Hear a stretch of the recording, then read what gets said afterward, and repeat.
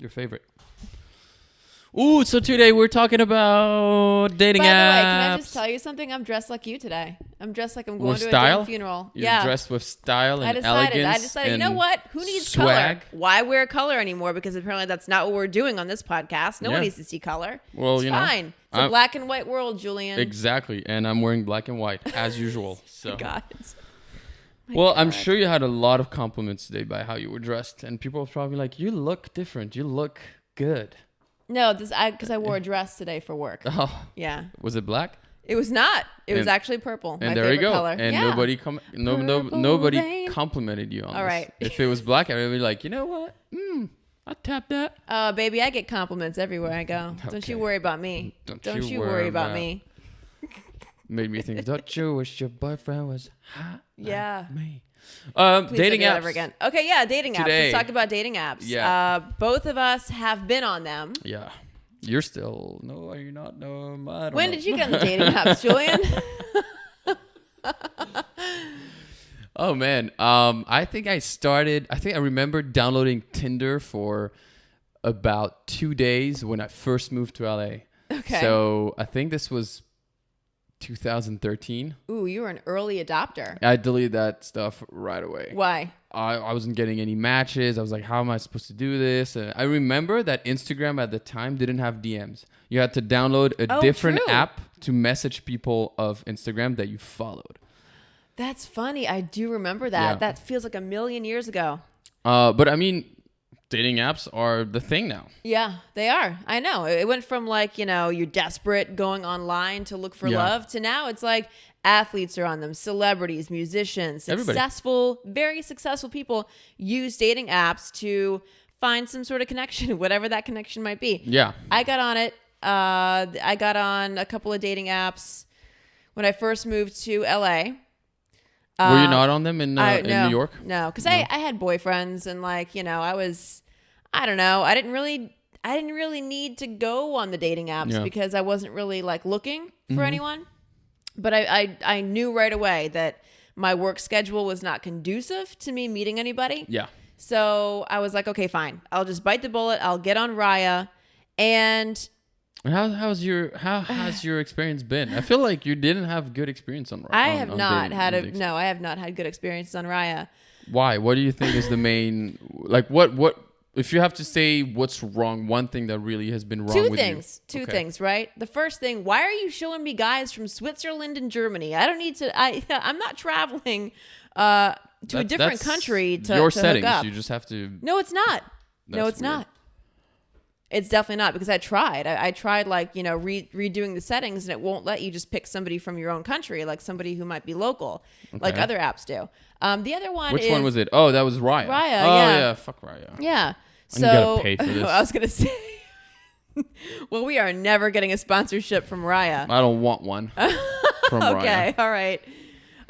The other problem I have with Raya is people won't follow up on the communication. Yeah. They just, they'll say hello just to keep you there, just to keep you in the message queue. So maybe eventually they'll go back to you, but they have no real intention of, meeting up with you. I would say you have to message within 24 hours, no? No, within 10 days. 10 days? Oh, that's it. Or your match expires. But I remember when I was on Raya, I remember all the girls that was on there. They were all IG hoes. There was not one There's a lot of IG hoes out there. Candidate of somebody that was anything else but an Instagram model. It's a young, fake-boobed, fake-assed competition for us ladies. I mean, the first Raya date I ever went on was... I can't say it, but it was, it, and it was interesting. I know who that is. Yeah. Oh, yeah. You actually, damn, I would have gone on that date because that would have been awesome. Yeah. So, I mean, that just goes sure you don't want to say it? I am absolutely sure I don't want to talk about who that was. I can't even make that voice because people would know right away if I can just do one thing and people would know. Just and I'm not going to do it. Please don't. I'm not gonna do it. Yeah. I got your back. So the stigma is gone for people. Then I got on Hinge. Yeah. I had a lot more luck on Hinge. Yeah. I actually found a boyfriend who lives 2 blocks away from where I live. Yeah. And then we broke up, and now every time I pass by his apartment, I flip him off. But that's, you know. How bitter of you. Yeah, I'm a bitter person. Yeah, you're really bitter. I do. I do. You know, I'll forgive, like crazy. but I won't forget. Yeah. That's what Italians do. So yeah, what's been your experience on the dating apps? Tinder was not good. For a while I was on Bumble and I would get some good matches, but because on Bumble the girls have to initiate and they wouldn't initiate. And then once in a while, I remember meeting a really cool girl off Bumble maybe like 4 years ago. And we dated for a little bit and unfortunately there's nothing she did. I just kind of lost interest and it felt that it was turning a lot of the issues that I've had with online dating is that it's fun for a little bit and then a lot of it feels like it's turning into more of a friendship. That's the main thing. But I have met some absolute idiots, but I've also have met some really cool people that I could still be in touch and that if still ran on the street, like if we just bumped into each other, I would have an actual conversation, even though we've dated for a little bit. And I have that. I've also met some people that does not look like their pictures. Of course. At all. I mean, that's definitely happened for sure. But that is annoying. But that's when you have to creep on their Instagram. And a lot of these dating apps are linked to the person's Instagram so you can do some light stalking and you can figure out, exactly how tall are you, because you say you're 6 feet, but when you're standing next to your friend or when you're sitting next to your girlfriend, you are definitely shorter than them. So unless your girlfriend plays basketball, I don't think that you're telling me the honest truth. I've had guys on dating apps say they were 5'11". This guy was not breaking 5'8". Absolutely not. Okay. I guess that is a type of catfishing, but a lot of them will put their Instagram in the bio or in whatever, but then you look at the Instagram, it's fucking private. So how am I supposed to creep? How am I supposed to make my research and find out what your actually face look like without the makeup, the Facetune, and the angles? You Google their name. Yeah. And if you don't find any images on a cursory Google search, then you go to Facebook, and typically it's, at some point. No. I have gone deep. I have tried to figure out who their relatives are. I have gone on the relatives' that does Facebook not surprise pages, me because we have already established throughout this podcast that you're a bit of a creep and that you use your dog's Instagram for some weird shit. I do. But sometimes, so on Hinge, you could be matching with somebody called Laura, and they don't put their last name. I said it Italian, like Laura. Laura? Yeah. So her name's Laura. Okay. And she only puts the first letter of her initial. So how am I supposed to find that? It's like a P. Oh, like how you find who Laura Gina P H is. or whatever exactly. it is. Yeah. So how do you find that on? How do you? Well, you can't, and you just have to kind of trust. You just hope that they have enough pictures of themselves to where you would kind of figure it out. And at some point, you do have to take a risk. That's why I'm a big fan. Before you meet in person, do a FaceTime. Yeah, date. FaceTime is definitely something. I agree. Mm-hmm. I agree with that. Especially because sometimes when you text, you can't hear their voice. You can hear how they talk, and sometimes I FaceTime with a girl before a date, and right after the FaceTime, we're supposed to meet the next day. I was like, no, that's not gonna happen. Oh, you're cold. That is not happening. That is not happening. I dated a guy for a minute who was super hot, but he had a voice that sounded like Mickey Mouse. Oh, and that was the end of the road for me. Yeah, poor guy. What are your? Because, when you're talking about a dating app, you're like, you might as well just be going through the toothpaste aisle. There's so many options. You swipe left, swipe right, whatever. And with that many options to choose from, you have to have certain criteria in your head, or you have to kind of know what you like and what you don't like. So you see patterns on dating apps. Like, you see the guy who's got the dog and he's trying to look all cute. Or, you have the guy who...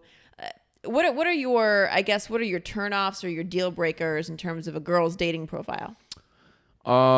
If the girl only has professional pictures taken on the thing, that's for me as a no. Yeah. I want to see a natural-ish phone, something.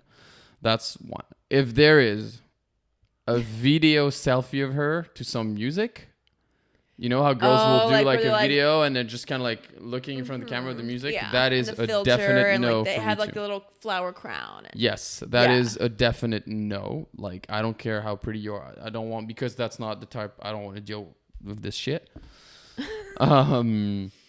If every single picture is selfies but I can tell there's a filter on it, that's a no. Yeah, sure. Right away. And I have realized that if there's only a face picture, that usually means she's of a bigger body type. And I met with somebody and we had a good time, but I was not interested.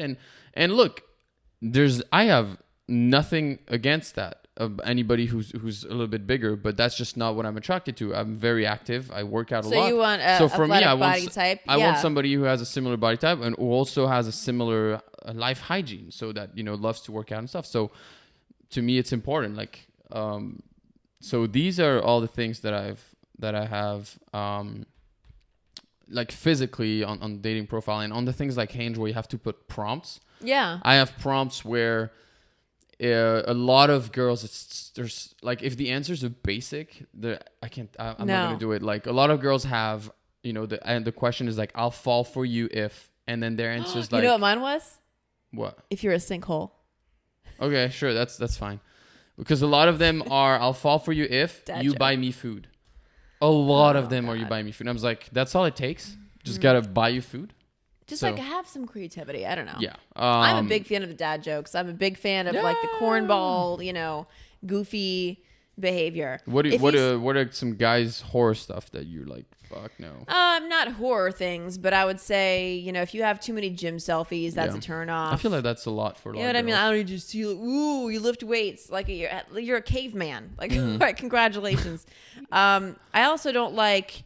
See, the whole point of a dating profile is to see who you are. Yeah. And I understand, like, you have a lifestyle and whatever, but if it's like picture after picture of you with a helmet on, skiing in Aspen, like, I'm not seeing any part of you.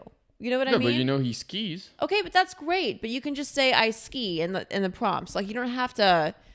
I mean, on my picture, I have a picture of me on my motorcycle with my helmet on, just to show. Yeah, but then again, you also have other photos of you with your face. Yeah, of course. Well, It's not going to be all that. I'm curious as to what your dating profile used to look like. It is not existent anymore. So. I know. We all know, Julien. We all know that you're not on the dating apps anymore. I'm so proud of not being on dating apps, because it is. Listen, it is tough out there. It's tough on dating apps. Congratulations, my friends. I also don't like if you're, and this is, I don't even know if it's for all the dating apps, because I don't think that all of them take the song. But if your song on your dating app is whack, I'm not about that life. Like, I know that you had some weird ass song on your dating profile. Okay. Something about like. No, let me, because you're going to butcher it, so I'm going to explain it. Okay. When I was on Raya, and it comes with me being sarcastic, and so you have the slideshow coming up with the pictures, and like you said, there's a song, kind of like your MySpace song. Sure. My song was "I Wanna Fuck You" from Akon, which is "I See You." Oh my God, how romantic! But here's the thing: if somebody, obviously I had zero match, no match. You did. Yes. However, if one person didn't match, I knew right away they would understand my sense of humor, because you know what it is? They match you, they don't hear the song. That's why. They don't want to hear the song? No, they just didn't listen to it. They just had it on mute or didn't pay attention to it. I don't know. To me, I thought it was hilarious, and I did it. And then, anyways, I deleted Raya because I had a guy reach out to me. So I have this song "Save Me" by Mark Bassey. But it's not Nickelback? No, ew. Not to knock Nickelback, whatever. But yeah, and then the producer of that song DM'd me, and he was like, "Thanks for using my song in your dating profile." Then he asked me to go for a hike. I'm like, if we had met up, that'd be a great love story, wouldn't it? Yeah, I think so. That was a very clever way for him to DM you. Yeah, very clever. Well. Yeah, I know friends. What they'll do is they'll see somebody on the dating app, find the Instagram, and go straight into DMs, because also a lot of people supposedly say they don't check their dating app.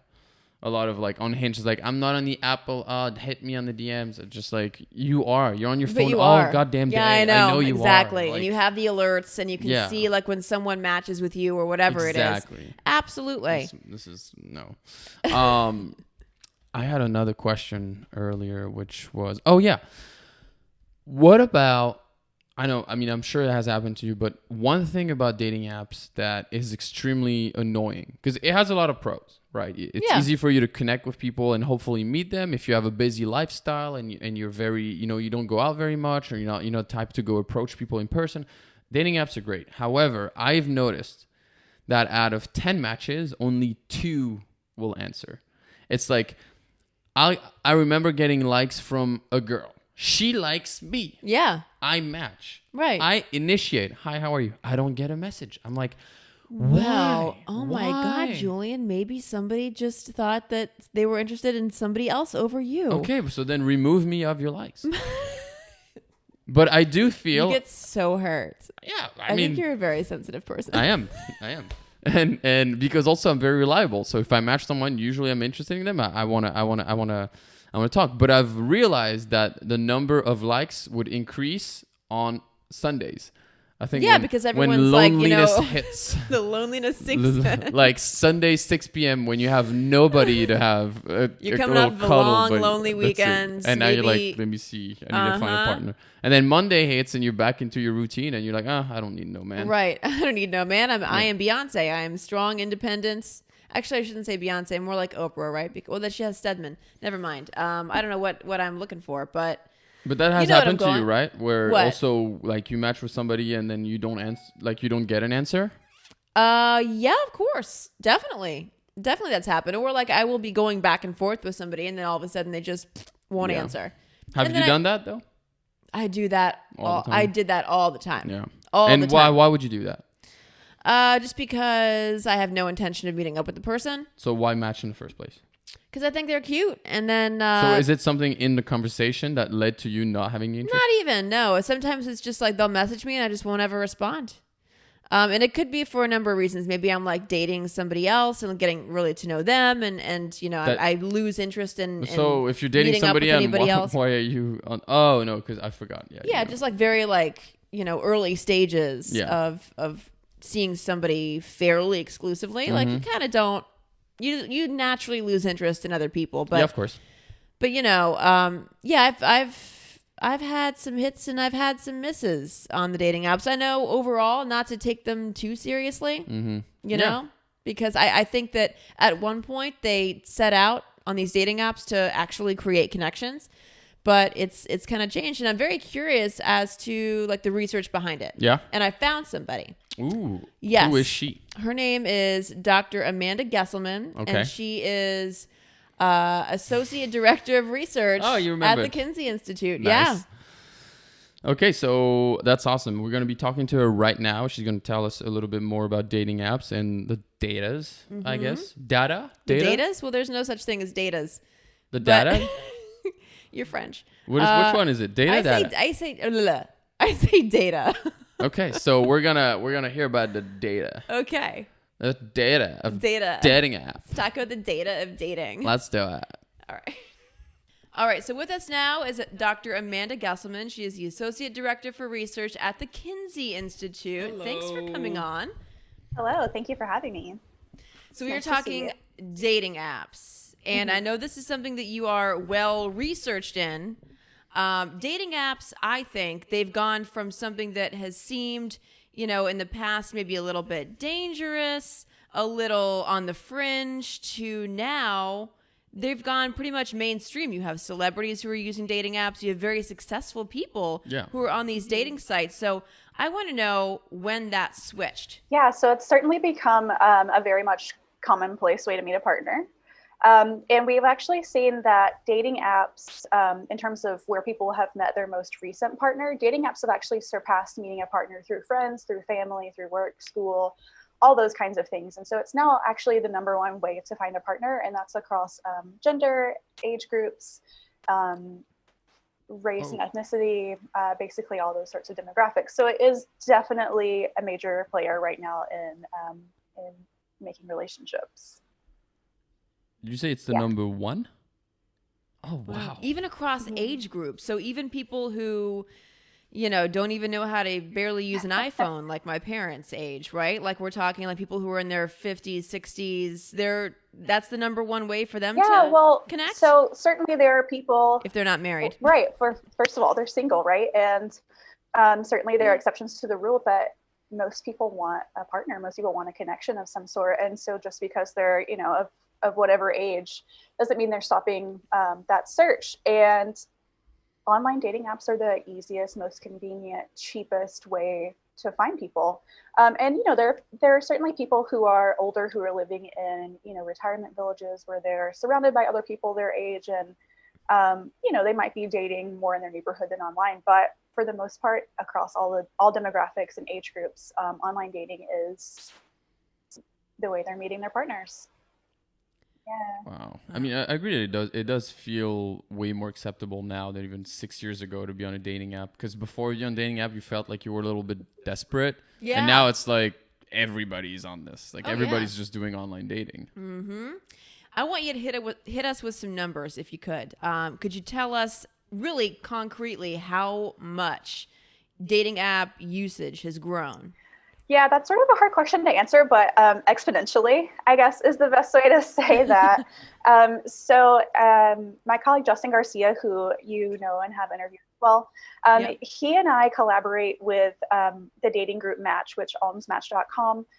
And we do a survey every year called Singles in America, which he might have talked about as well. But it's a nationally representative survey where we ask single Americans about their love and sex lives and what they're looking for. Not necessarily Match customers. It's just, we want to know what single Americans want, and they do too. And so we just collected data starting in August, and about 20% of singles across all age groups said that they met their last date online. So that's about 1 in 5 Americans are doing that. Yeah, so that's a pretty significant number. And again, this is higher than the other methods that they had to go meet another partner, right? So it's become pretty common at 1 in 5. And I think a lot of that came from when Tinder really entered the market and became big. So Grindr really preceded that, and that became pretty popular in the gay community. But for heterosexual people, for people who were trying to date, opposite gender and mixed gender, there was a sort of precursor to Tinder called Blender, but it just... Blender? What was it called? I don't even remember that one. Blender? Blender, like making smoothies. Yeah. Blender. Okay. Yeah. Blender, yeah. And so, that came out and it was not a hit. So I think that it was just not the time, right? So Tinder came on the market in 2012, and by 2014, I think they were doing like 1 billion swipes a day or 1 billion matches or something like that. That's insane. It's crazy. But Tinder started off as like a legitimate dating app, but then it kind of morphed into like something that you would use for a hookup, I think, right? Or that was my question actually. Is there any data that says like what happens for some apps are known where you'll find people that are looking for a relationship, and Tinder, which originally was to date, ended up being known as more of a hookup. Is there a way to explain that? What happened that made Tinder more of a hookup thing? But then I know a friend who dated somebody for 3 years and they met on Tinder. Yeah, but probably because that person met that significant other early on in Tinder's genesis, right? People meet their partners from Tinder all the time at this point. So for Tinder, I think, first of all, it was created by college students. So certainly might have been a relationship app at the start, but you have to put that in context. And the thing about Tinder, I think, is that although people have different conceptions of what most people are looking for on the app, it's not actually marketed in any kind of way. So they don't market themselves as a long-term relationship app or as a hookup app, although some people might have that idea. And so it's really for any kind of relationship. And I know that there are a lot of complaints about not being able to find the long-term partner that people are looking for.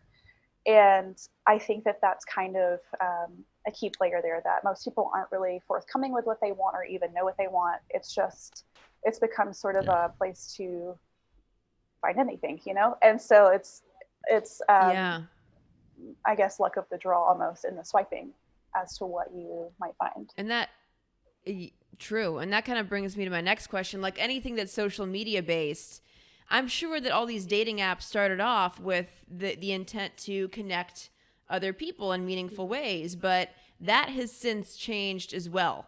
And do you know why that's changed into something where, maybe it's not as serious or as meaningful as people had wanted? I have some ideas about that. So first, in this, not this most recent one, but the one we did last year in 2019, we asked people who were currently online dating, we asked them what they were looking for. And it was about even in thirds. So a third of them were looking for a committed relationship. A third of them were looking for casual dating. So more of this sort of, you date for a little while, but it's not going to go anywhere, and you kind of accept that it's going to end in the near future, which I think a lot of people in their 20s have had maybe several of at this point. 98% of encounters. And then some people said that they were not actively looking for a long-term partner, but were open to the idea if the right person came along. So I think that the reason for that... That's me. I think that the reason for that, that perception of shift where it might have been to connect in the beginning that has changed, I think it might be because there's sort of this new murkier stage that has arisen. I don't know what the word is, but you know what I mean, that it's come about. But I know what you mean. I think it's this murky stage that's come about where people want these relationships, but don't necessarily want them to be long lasting. And so I think that this has sort of become a normal step for people in their 20s and maybe, early to mid 30s, where you have these maybe a couple of months relationships, and you're not in love, but you have some sort of good connection with that person, and then you kind of accept that it's relatively fleeting. And I think that as that has become a thing, we've seen more of that shift towards maybe not marketed towards committed relationships, or maybe just thought of differently as a different kind of tool. Yeah. Do you feel that this is happening because people on dating apps have the illusion that they have all these options available, and therefore they don't want to commit to one? Because yes, they're matching with someone and they're like, oh, I vibe with this girl, I like that girl, but I have 20 other matches, and I could be culture. also Absolutely. I could be, maybe I'll vibe with this one, so I don't want to invest myself. And I feel like that might have something to do with these short-term relationships, because when I was on dating apps, I would experience that. I would meet somebody that I genuinely like and then have a good date, but then the next day I'd match with somebody else and I have new interest, and I'm like, oh, I want to pursue this one, and then I meet somebody else. And I've realized that when I meet somebody that generally have interest, removing myself from the app very early on in the relationship helps me focus on that person, and it usually leads to a longer lasting relationship. Yeah, I think there's definitely an aspect of cognitive overload there, where you have just so many options. And I know that the research on that is mixed, with some people not finding a connection there. But I think that a lot of people have that sort of fear of missing out, that FOMO of finding a better partner or a perfect partner, something like that. And because of, the swiping mechanism and being able to see so many people, that it's really hard to figure out how to get around that. And I think you're really smart for taking yourself off of the app early. I think that that's probably the smartest thing that you could do. But I think that a lot of people maybe don't think about that, or, don't realize that they might be self-sabotaging to some extent by continuously looking for something better. What do you think that's done to mainstream dating culture then? If we're always now in fear of missing out, can we ever really commit to one person then, with all these distractions around us? Yeah, that's a concern that a lot of people have, I think, and a lot of journalists have written, panic pieces about. And I think some of it's definitely founded. And I think that maybe some of that is contributing to that murky stage I was talking about, where people aren't really committing, but you're having these sort of relationships that may or may not go anywhere, probably not, but might. I think that there are definitely a lot of people out there who are still looking for commitment. When we look at the split in terms of,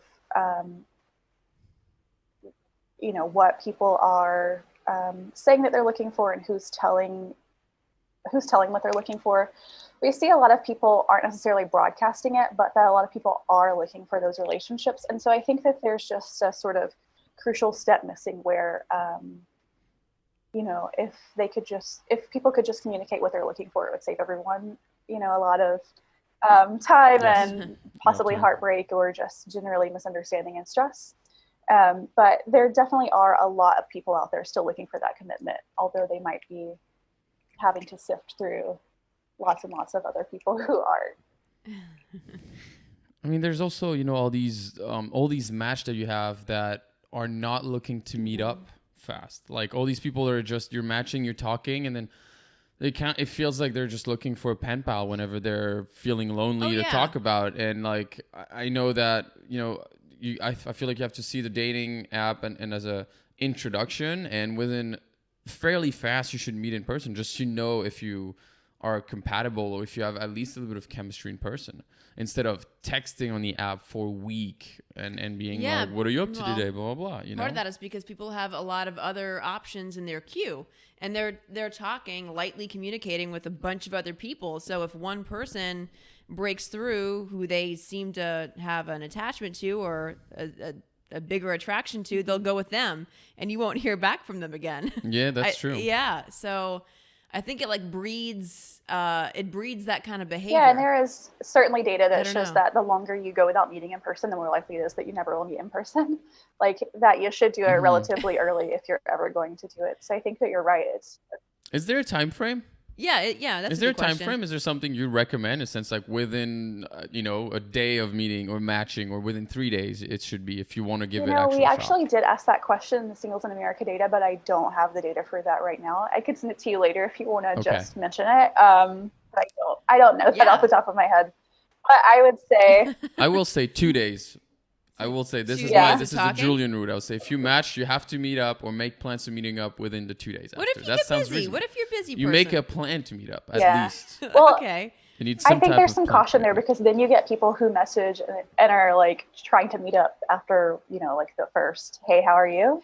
And I think that comes off as scary, right? It's like too much. Yes, it does. It right, and so does. You're like, I don't know you. There's like that. certainly a balance honestly that you should strike there. It might be for girls, but honestly, if I were on an app and I meet with somebody that on picture looks gorgeous and she's like, hey, let's meet up later for coffee, I'd be like, yeah, let's just do it.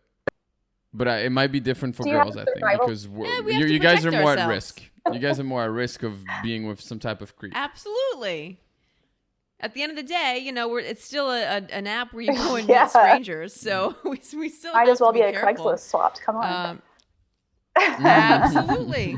Okay, so if you want the best chance at success on a dating app, and this is, I know you guys have done surveys and research, what do you think are the do's and don'ts of crafting a dating profile and then communicating when you're on the dating apps? I think those two go hand in hand very much. So a lot of the data shows that, especially women, but people in general, really prefer messages that are both short. They don't want paragraphs long messages. They want short messages, but messages that are also thoughtful, that show that you actually looked at their profile rather than just like swiping or, just looking and seeing like, oh, they live 5 miles away. Great, let's do it.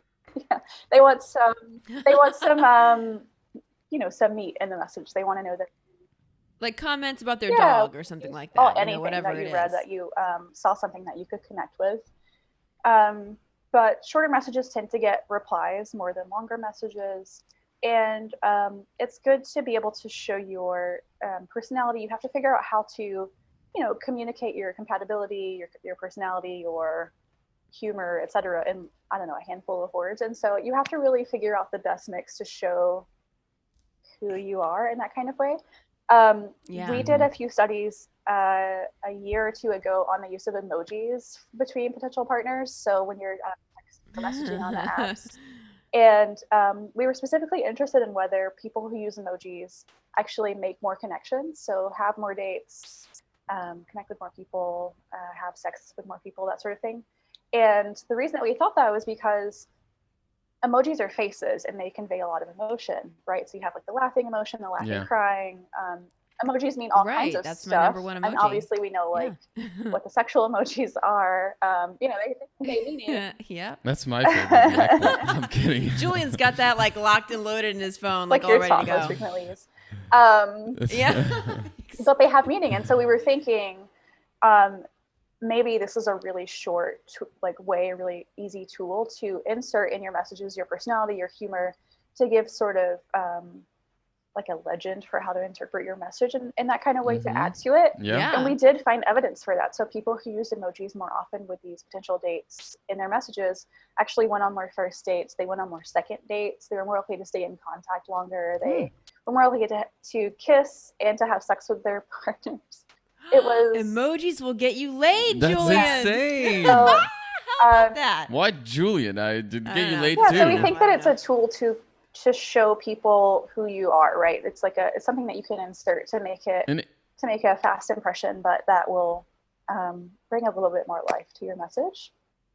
Is that only on the dating app or also once you start like texting on actual text? Because for example, I know that the use right now, lately, especially the use of GIFs has been extremely useful. Like people will say, "Oh, you have a good GIF game," or "Oh, wow, you're really good with GIF," which is such a new thing, such a weird. I think it's kind of annoying when someone uses too many GIFs. It's like, okay, you're letting somebody else do the talking for you. Like, I get it. A perfectly used GIF is hilarious. I think so too. And when it's perfect, it's hilarious. I think so too. It's okay. That's just because Julian's GIF happy. You really do love your GIFs. Actually, my friend Kyle, who you know, is a GIF master. Yeah. I don't know how he finds them, but he is a master at this. Yeah. So does the use of emoji, just to basically question, was the use of emoji is only for the dating app or once you exchange numbers throughout the first dating week, the use of emoji has been shown to be a little bit? It was any kind of message. It could be on the dating platform or it could be after you've shared your contact information. One caveat, though, it wasn't from our study, but I will say some researchers have looked at the differences between phones or like platforms, you know, so Apple, Android, Samsung, whatever. And because the emojis look so different, because technically emojis are for iPhone, right? The emojis look so different. So people have shown that those are interpreted differently, that they actually convey different emotions, even though they're the same thing. So like, you know, if I send you an emoji from my iPhone and you have an Android, what I saw isn't what you see. It might come up as a question mark. I've seen that. Oh, wow. But even when it comes through as a face, the face can look quite different. So anyway, so that's so funny. I just think that there's people dog on other people who have Androids. I feel like there's a lot of judgment there. If your message pops up green, it's like that, like, you know. Yeah, it's like, ew. Yeah. Sure. It's like, oh no. Come on. I used to be a big Android fan. Let's stay on topic though. Sorry about that. Okay. So I want to know if age plays a part in any of this, because one of my single girlfriends, she is 40 years old, and she said after she turned 40, the number of requests or likes that she got on the dating apps dramatically dropped. So I don't know if there's anything to that, if a lot of guys are setting up their brackets. Until 39. Their age brackets until like 39. Do you see that happening? Yeah. So first of all, the majority of dating app users are younger, right? So they're mid-30s or younger. And so we know that women tend to go for women that are a little bit or maybe a lot younger than them, whereas women tend to date men that are a bit older than them. And that means that men who are the same age as maybe your friend are going for younger women. And there are significantly fewer older men on dating apps. And so the pool becomes quite small once you get a certain age because of who's most likely to be using it and the age dynamics between daters, between genders. Are there more women or men who use dating apps? It's about equal. Yeah. Okay. But more older women use dating apps than older men? Yes. Okay. That's interesting. Well, you know, the older we get, the I don't know. I'm just saying, like. No, what are you gonna say? Tell me. I don't know where I was going with it, but I'm saying, like, the older we get, the more like likely we are to try to find someone. I guess the more desperate measures we take to find someone. Just find yourself Not a 25-year-old. No older woman wants a 25-year-old man. I'm just gonna go ahead and say that. You never know. I mean, no. Any surprising facts that you could share with us about dating apps? I have lots of facts about dating apps.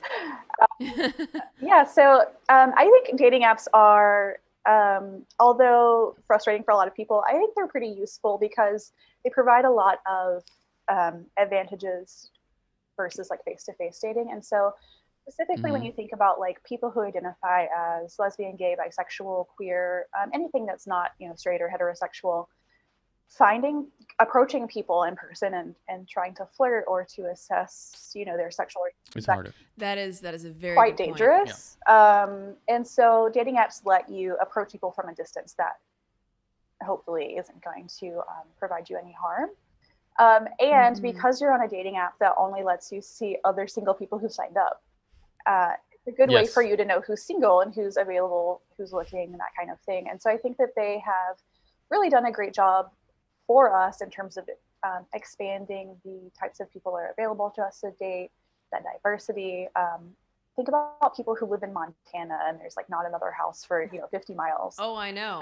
The internet is probably one of their biggest assets to find anyone. Absolutely. And so I think that they've actually done a lot of good, even though they have a lot of frustration.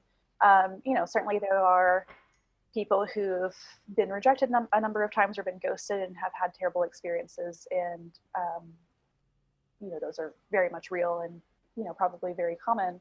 But I do think that they have, helped us. I think that finding a connection and finding a partner is a lot of people's, one of their primary goals. And so I think that we figured out how to adapt technology to really help us get at that, even though it might not be, successful all of the time. Yeah. I love how there are specialty dating apps and dating sites. Like there's the farmers. I was about to say that. Yeah. You don't have to be lonely. Yeah, and also for specific like religion. Christian Mingle. There's J Swipe. Is it J Swipe or J Date? I forgot. J Date. J Date. Yeah. And there's it's OurTime.com. Yeah, for older I think singles. for people who are for senior singles. Yeah. My friend Rosemary's on that. That's great. Well, okay. Yep. Yeah. Way to put her on blast. She has no problem. Okay. I'm gonna have her on the podcast eventually. That was awesome. Yeah. Yeah. Thank you so much for all these info. Yeah, thanks for having me. surprising.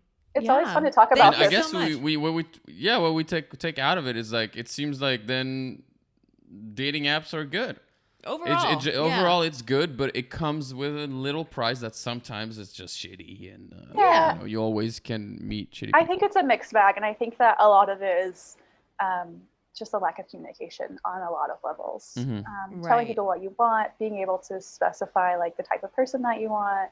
It's just a lot of, I think a lot of types of communication that we weren't really prepared to do. We didn't really have to do that before smartphones became a thing. So we're still catching up, I think, but I do think that they have some benefits to them. Awesome. That's great. Dr. Amanda Gesselman, thank you so much for your your insight. time. Thank you. Thanks for having me. I was shocked that 1 out of 5 Americans uses a dating app. I know. Yeah. And that I guess I'm not so shocked to know that more older women use dating apps than older men. Yeah, that makes sense. Yeah. Let's do our question of the audience. We had a good one. Damn, we've had every you guys are question, crushing it. Yeah, every question we've had has always been a good one, I think. Yeah. Okay, so this one is from Abby, and her handle is DDabigail. Okay, so Abby, she asks, would love to hear about dating a person who has different beliefs, values, perspectives, and what sort of combination can work or not. That's a great question. That is a great question. About like worlds colliding and perspectives colliding. I feel like we might not be equipped to answer that. I feel like we can give our opinion about it, but there's probably actual facts out there that says if it's something feasible or not. So I'd say don't take our word for it on this one. This is just our opinion. This is like anecdotally, you know, what I've found. If you're and we are dealing with like one of the most contentious political times in recent history, and I know that, you know, I have an ex who just posted, he's on Bumble, and he said there was a girl he matched with who said, "I did not vote for Biden," and he quickly clicked unmatch and posted that online, which was a ballsy move to me. But yes, so that just goes to show you that no, especially if you're dealing with different political beliefs, given how contentious it is right now, I know that typically won't work. And it's so hard. And you can say, well, we just won't talk about politics, but that's not true. I mean, but that's also a problem in the US, because in my experience in France, like, even if you have slightly different belief, people the difference isn't as big as here. Like here, there's a huge separation. Over there, I think the question is more about like culture. Like, do you think you can date somebody who, you know, who comes from like, who was born and raised in China, for example, and have a very Chinese upbringing and has that culture? Yeah. I mean, I can't speak from experience, because truth be told, I've pretty much only dated white dudes. Yeah. And I've dated Jewish guys. Well, that would, if they are actual like Jewish and somewhat, you know, respect part of the religion, this will end, because they're Jewish people are, and my father's Jewish and he did not respect the rule, but they're supposed to marry Jewish. Yeah, especially doesn't the mother care about that more? Uh-huh. Yeah, and I was the shiksa. They called us shiksas. Yeah, exactly. But he wasn't like super super strict in the Judaism. But I mean, I really can't speak from experience. I would imagine if I dated somebody who has a different religion from me, or if I dated somebody who didn't believe in God,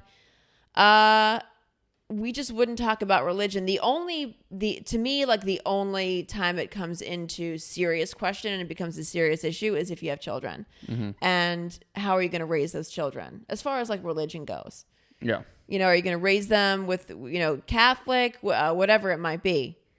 That can be a problem, and I can see that being like something that would drive you apart. Yeah. But if you're just dating, maybe not so much. I think I agree. If it's something casual, it doesn't matter. But I think it really depends who you're like. If you are dating somebody that is very like deep into their own culture and attached to it and want to respect it, and you come from another different culture, I think having a future is going to be tough. Yeah. I think, generally speaking, people that think alike, or at least comes from the same culture background, tend to be a better match, just because there's so much in common to start with. And then if you start a life with somebody, you know, together, you blend the families. That's it. And you don't have to like, you know, think of, oh my God, which values should I teach my kid or whatever. But I know for myself, I grew up in France since I was 18, right? So I had one girlfriend until then. Then most of my early dating life happened in Canada, which is a different culture than France. It is a little bit different. And then up until I was 23, and then I moved here. And then the rest of my dating culture became more American, but more LA. So, but my core is French. However, when I go back to France and I meet people, I feel now that I don't really connect with them 100%. If I go to Canada, I feel that I connect with them, but not 100%. Right. If I'm in LA, I don't connect with everybody on 100% because I'm not American. Yet I am more American than more French people. Yeah.